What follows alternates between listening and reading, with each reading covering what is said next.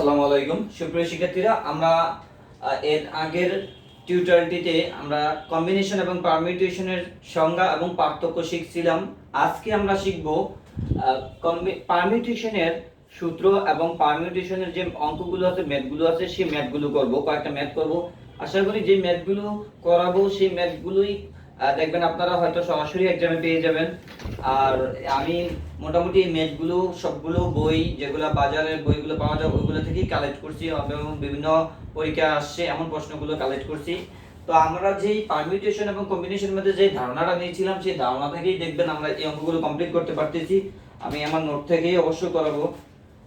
তো আমরা প্রথমেই আজকে যেটাতে ক্লাস শুরু করতেছি সেটা হচ্ছে পারমিউটেশন।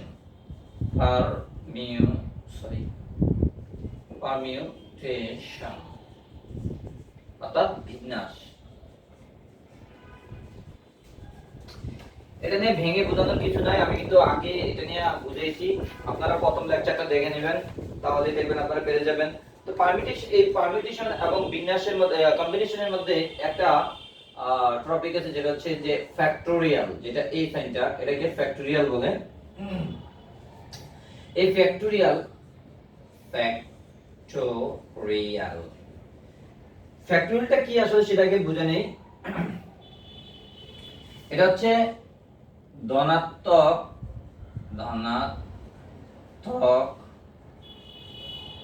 পূর্ণ সংখ্যার গুণন বিধি। এখন আপনি তো প্রথমে চিন্তা করবেন পূর্ণ সংখ্যা কি, তাই না? তাহলেই বুঝবেন যে ধনাত্মক পূর্ণ সংখ্যা কি। তো ধনাত্মক পূর্ণ সংখ্যা কি? পূর্ণ সংখ্যা মূলত কি হতে পারে? -4, -3, -2, -1 কি 0, তারপরে 1 2 প্লাস, সব প্লাস হবে, +3 +4।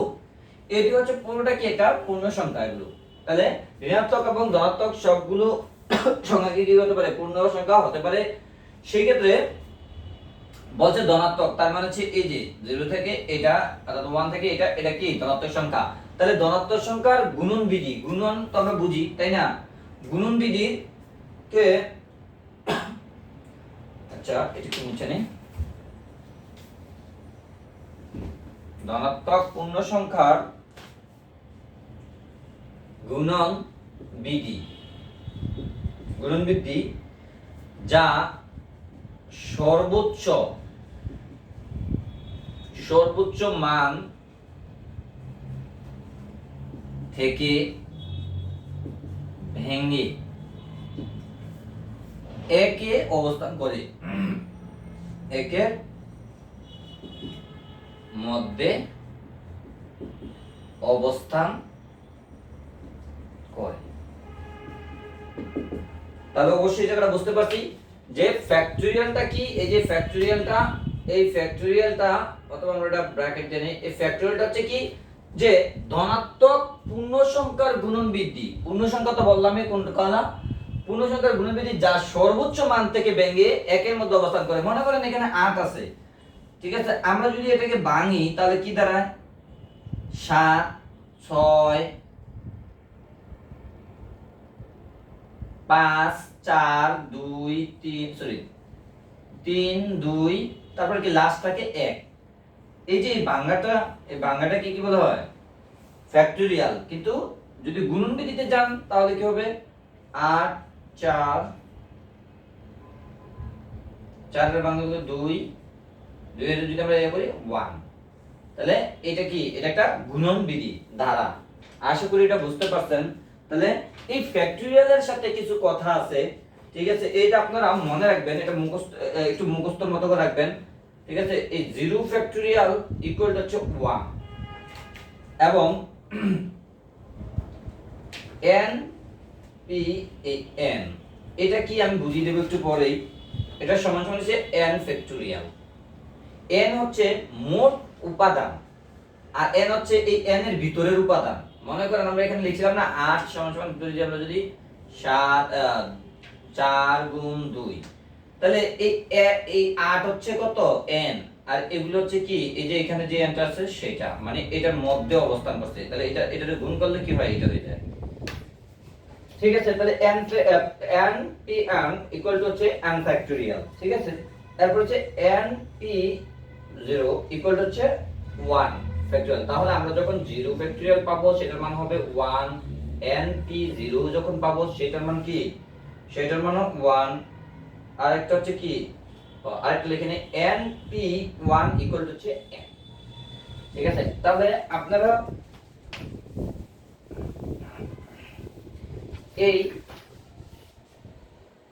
এগুলো একটু মনে রাখবেন। 0 factorial 1, n p n equal to n factorial, n p 0 equal to 1, n p 1 equal to n।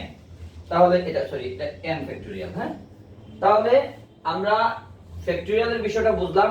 Combination এবং পারমিউটেশনের আমরা যখন ম্যাথ করব সেই ক্ষেত্রে মনে রাখতে হবে এই ম্যাথগুলো করার সময় এই ফ্যাক্টোরিয়ালটা কাজে লাগে। আমরা পরের টপিকে চলে যাই।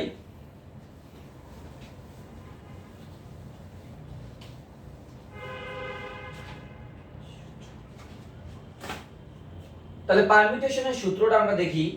পারমিউটেশনের সূত্র হচ্ছে n p ধরলাম r, এইটাকে আমরা বানতে পারি। আমি তো একটু আগে বুঝাইলাম যে n মানে হচ্ছে মোট সংখ্যা আর r হচ্ছে কি এটার মধ্যে বিদ্যমান সংখ্যা। এইটাকে আমরা লিখতে পারি n factorial n minus r factorial. তাহলে আমরা যখন এটা লিখব এখানে লিখলাম, তাহলে এই সূত্রটা কখন কাজে লাগে আমরা যখন অঙ্ক করব তখনই দেখিয়ে দেব অঙ্কটা, ঠিক আছে। জেনারেলি এই সূত্রটা ব্যবহার হয়। তো আরেকটা সূত্র আছে যেটা হচ্ছে উপাদান যদি রিপিট হয়, উপাদান রিপিট হলে হবে n ফ্যাক্টোরিয়াল, n হবে p factorial, q factorial, r factorial. এই সূত্রটা উপাদান রিপিট বলতে কি বোঝায়, ঠিক আছে। মনে করেন 8 7 5 8 6 8, দেখেন এই উপাদানটা এটা কিন্তু রিপিট হয়েছে। যদি রিপিট হয় সেই ক্ষেত্রে আমাকে এই সূত্রটা ব্যবহার করতে হবে। আচ্ছা, আমরা আরেকটু সূত্রগুলো নিয়ে আলোচনা করে নেই।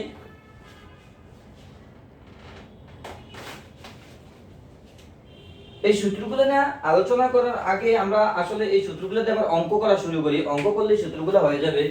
আপাতত এই দুটো মনে রাখেন, বাকিগুলো আমি দেখিয়ে দিচ্ছি। অঙ্ক করার সাথে সাথে যখন বলবো তখন আপনারা মনে রাখবেন। তাহলে মূলত বিন্যাসের সূত্র হচ্ছে npr equal to n to the n factorial divide n minus r factorial. আর উপাদান যখন রিপিট হবে n factorial p factorial divide p factorial into q factorial into হচ্ছে r ফ্যাক্টোরিয়াল।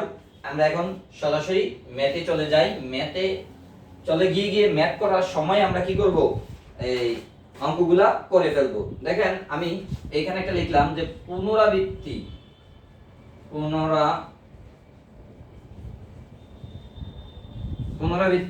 না করার বিন্যাস, না করার বিন্যাস। আচ্ছা, এটা ইঞ্জিনিয়ার দিলাম, মানে হচ্ছে কি পুনরাবৃত্তি হবে না, ঠিক আছে। 8 7 5 6, দেখেন এই 8 কি দুইবার আসছে, 7 কি দুইবার আসছে, 5 কি দুইবার আসছে, 6 কি দুইবার আসছে, নাই। এটাকে বলে কি পুনরাবৃত্তি না। এইটার মধ্যেই আমরা এখন কি করব, যখন সব উপাদান ভিন্ন হবে,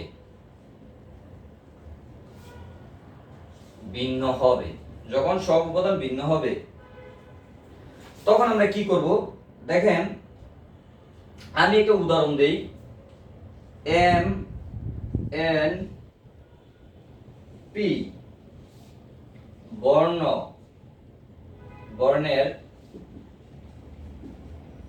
তিনটি করে, আমি একবার আমার শীটে যা আছে তা হুবহু করব।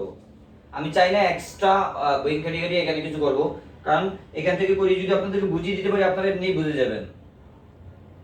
করে বর্ণ নিয়ে কত প্রকারে সাজানো যায়। দেখেন আমরা যখন পারমিউটেশনের সংজ্ঞাটা পড়ছিলাম এবং পারমিউটেশনের যে বৈশিষ্ট্যগুলো পড়ছিলাম অর্থাৎ পার্থক্যটা পড়ছিলাম, এখানে কিন্তু বলছিলাম সাজানো, দেখছেন অঙ্কটার মধ্যে কিন্তু আছে সাজানো। তারপরে বর্ণ শব্দ, এই যে দেখেন বর্ণ নিয়ে কত প্রকারে, এই যে বর্ণের কথা বলা আছে, বর্ণ শব্দ গঠন করা যায়, এগুলো তখন আমরা কিন্তু এটা বলছিলাম। দেখেন আমি এখানে একটা সূত্র লিখছিলাম প্রথমে, যেমন এন পি এন, এটা লিখছিলাম মনে আছে। এইখানে দেখেন এম এন পি এগুলো কিন্তু পুনরাবৃত্তি করছে না। পুনরাবৃত্তি না করলে আমরা কি করব, এই সূত্রটা ব্যবহার করব, n factorial n minus r factorial. ঠিক আছে, তাহলে এখন কি করব আমরা, এই যে এটা আর এখানে আপনি মানটা বসিয়ে দেন। n মানে হচ্ছে কত, আপনি যদি এটা করেন তাহলে n মানে হচ্ছে কিন্তু সংখ্যা, মোট সংখ্যা, মোট সংখ্যা কত, 1 2 3। এখানে কিন্তু আপনি এই সংখ্যাগুলোকে বলতে m এর বুঝাইবেন না, এখানে তিনটা সংখ্যার কথা বলছে a। আবার n মানে কি, মোট সংখ্যা 3 মাইনাস r কি এর মধ্যে বিদ্যমান। এখন এখানে যদি নির্দিষ্ট করে দেয় নাই কোনটা, তাহলে আপনাকে এই তিনটাই ধরে নিতে হবে, 3 ফ্যাক্টরিয়াল ব্র্যাকেটের মধ্যে।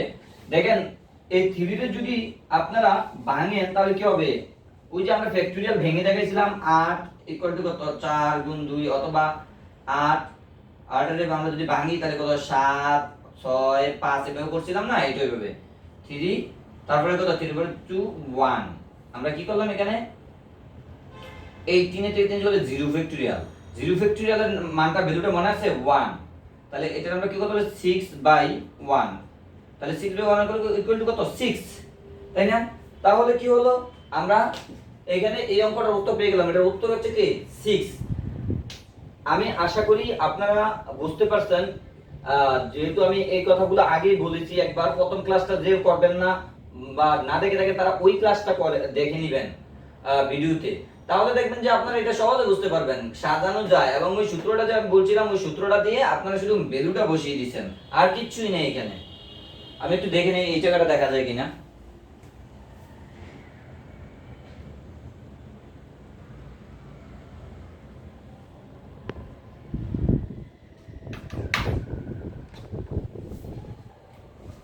হ্যাঁ, তো এটা একটা সূত্র, এটা হচ্ছে পুনরাবৃত্তি করার বিন্যাসের মধ্যে প্রথম আমরা একটা দেখে নিলাম, যদি কি হবে, যখন সব উপাদান ভিন্ন হবে, এটা একটা কি লিংক পুনরাবৃত্তি না করার মধ্যে। তাহলে পুনরাবৃত্তি না করার মধ্যে যদি এটা একটা লিংক হয়, আমরা দেখি আর একটা লিংক আছে, সেই লিংকটা দিয়ে করব।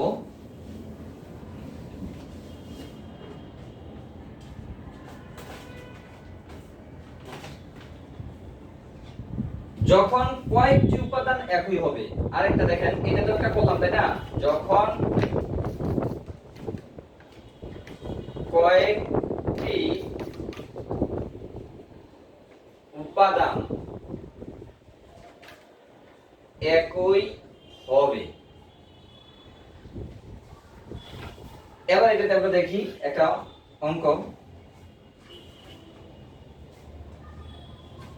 অঙ্কতে চলে যাই সরাসরি।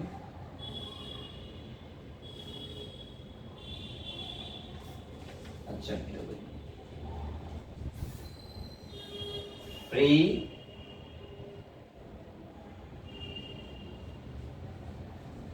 ফ্রিডম, আর হলো লিডার, LEADER, লিডার। তো এখানে দেখেন কয়েকটি উপাদান একই হবে, তাহলে দেখেন তো এই ই একই না, এইখানে দেখেন তো এই ই একই না। তাহলে কয়েকটি উপাদান যখন একই হবে তখন কি করতে হবে, দেখেন আমি মনে আছে যখন উপাদান রিপিট হবে আমি বলছিলাম উপাদানগুলো কি হবে, রিপিট হবে, সেই সূত্রটা n factorial p factorial q factorial r factorial, এটা মনে আছে না, r ফ্যাক্টরিয়াল, এই সূত্রটাই হচ্ছে এখানে।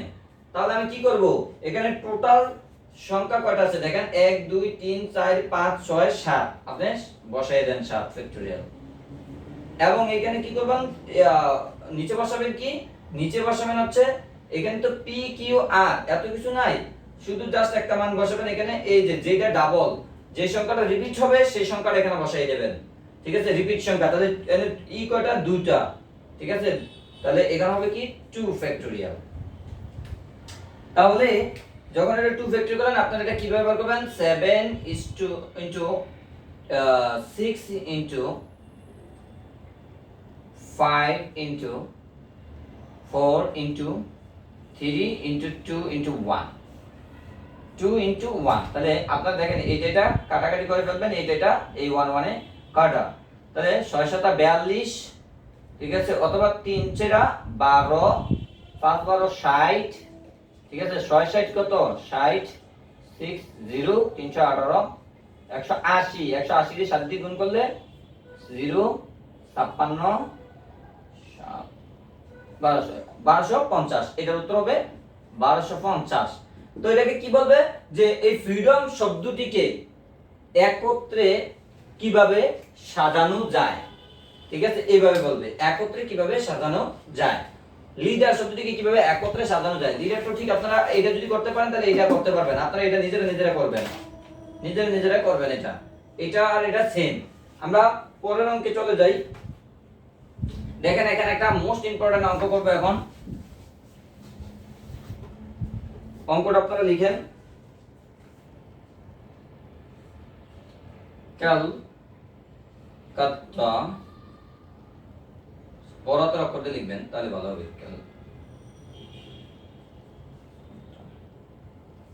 শব্দটির বর্ণ গুলোকে একত্রে নিয়ে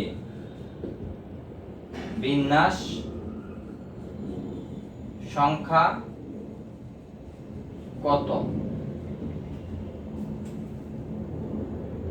ওকে অথবা ক্যালকাটা শব্দটির বর্ণগুলোকে একত্রে নিয়ে বিন্যাস সংখ্যা দিয়ে এখান থেকে লেখা একটু সুবিধা হয় একত্রে নিয়ে বিন্যাস সংখ্যা আর আমেরিকা শব্দটি নিয়ে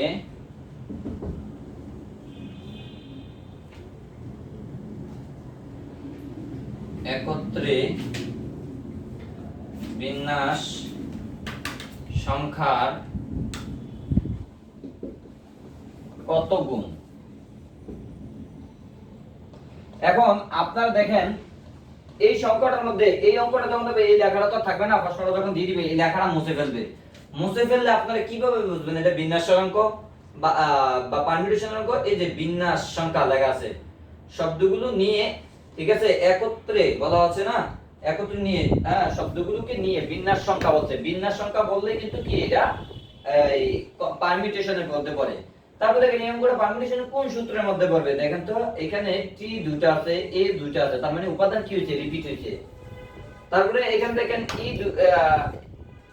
এ দুইটা আছে তাহলে উপাদান রিপিট হইছে এখন আমরা তাহলে কি করব সেই সূত্রটার মধ্যে অর্থাৎ n factorial p factorial q factorial r factorial এইটা বসাবেন তাই না তাহলে বসিয়ে দেন n ফ্যাক্টরিয়াল মানে হচ্ছে কি যে টোটাল কয়টা সংখ্যা n মানে হচ্ছে মোট সংখ্যা মানে মোট সংখ্যা কয়টা 8 1 2 3 4 5 6 7 8টা 8 ফ্যাক্টরিয়াল এবং এখানে রিপিট হয়েছে কয়টা একটা দুইটা আর এখানে আছে 1 2 তাহলে এই যে দেখেন এটা আপনারা বসাইবেন এই টি কয়টা আছে দুইটা তাহলে p মানে হচ্ছে আমরা এখানে প্রথমে লিখলাম এই দুইটা ও আরেকটা কথা বলে দেই এইভাবে সাইনটা দিয়ে যদি আপনি n লেখেন এইটাও ফ্যাক্টরিয়াল বোঝায় ঠিক আছে তাহলে আমরা এভাবেও লিখতে পারি এখানে আমরা লিখলাম 2 ফ্যাক্টরিয়াল ইনটু হচ্ছে দেখেন এখানে আর কি আছে এ দুটো আছে তাহলে আবারও 2 ফ্যাক্টরিয়াল ইনটু সি দুটো আছে 2 ফ্যাক্টরিয়াল এতক্ষণ হয়তো বুঝতে পারছেন এই p মানে তিনটা সংখ্যা হলে তিনটা এখানে যদি আরো অন্য কোনো সংখ্যা থাকতো তাহলে এটা p q r n হয়তো কি s ফ্যাক্টরিয়াল n ফ্যাক্টরিয়াল এনে বাড়তে থাকবে ঠিক আছে তাহলে এটার মানটা বার করেন 8 এর যদি আমরা ইয়ে করি 8 গুণ 7 গুণ গুণন বিধি বলছে না এই যে গুণন বিধি মেনে চলবেন ভাঙবেন 8 গুণ 7 গুণ 6 গুণ 5 গুণ 4 গুণ 3 গুণ 2 গুণ 1, মানে 2 into 1, 2 into 1, 2 into 1, এই 2 কাটা, এভাবে কাটাকাটি করে ফেলবেন, দেখবেন এটা রেজাল্ট আসবে 5040। আমি সময় সুবিধার্থে এভাবে করে ফেললাম। তাহলে এইখানে আসলো কি 5040, এটা কোনটা দ্বারা? ক্যালকাটা দ্বারা। আমরা কিন্তু আরেকটা সংখ্যা রয়েছে, এই যে আমেরিকা রয়ে গেল, ঠিক আছে? এই আমেরিকা শব্দটা দ্বারা আমরা করব, এটা আমরা কি করতেছি? পুনরাবৃত্তি করার বিন্যাসের মধ্যে যখন সব উপাদান ভিন্ন হবে একটা করলাম, আর যখন সব কয়েকটি উপাদান একই হবে, দেখেন উপাদানগুলো এক। আমি আমেরিকাটা দিয়ে করতেছি। আমেরিকাতে দেখেন AMERICA, আমেরিকা, এটার উপাদান যদি বসান, দেখেন এখানে কটা সংখ্যা আছে? 4টা, 7টা, 7 ফ্যাক্টোরিয়াল। আর দেখেন উপাদান রিপিট হয়েছে কয়টা? 2টা, তাহলে 2 ফ্যাক্টোরিয়াল। আমরা যদি এটাকে ভাঙি তাহলে হবে 2520। তাহলে এর নিয়ম হচ্ছে, এটা রেজাল্ট বার করার নিয়ম হচ্ছে যা বের হবে, ঠিক আছে, প্রথমটাকে, এক নাম্বারটাকে দুই নাম্বারটা দ্বারা ভাগ করতে হবে। প্রথমটা কত হয়েছে? 5040, 5040 ডিভাইড হচ্ছে 2520, অ্যানসার হবে 2 গুণ। আপনাকে গুণ বের করতে বলছিল প্রশ্নটাতে, যে বিন্যাস সংখ্যার কত গুণ, এই যে একত্রে বিন্যাস সংখ্যার কত গুণ, তাহলে গুণ বের করতে হলে কি করতে হবে? প্রথম সংখ্যাটা যদি বলে যে কত গুণ, প্রথম যেটা রেজাল্টটা বাইরে হবে সেটা দ্বিতীয়টা দিয়ে ভাগ করে ফেলতে হবে, তাইলেই অ্যানসার বের হয়ে যাবে। আশা করি এটাও আপনারা বুঝতে পারছেন। আমরা এখন পরবর্তী স্টেপে চলে যাব।